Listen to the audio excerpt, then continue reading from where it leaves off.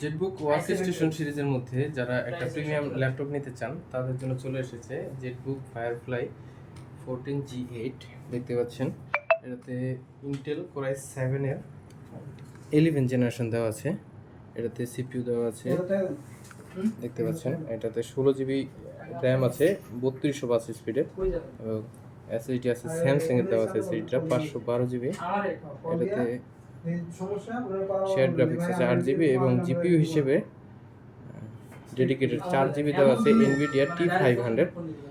Overall লুকটা যদি আপনাকে দেখাই, দেখতে পাচ্ছেন একেবারে ফুল ফ্রেশ, নতুনের মতো কন্ডিশন। আপনি আসলে হাতে নিলে বুঝতেই পারবেন না যেটা কি ইউজড নাকি নতুন প্রোডাক্ট। সাধারণত এই হাই এন্ড প্রোডাক্টগুলো এরকম সাধারণত আসে না।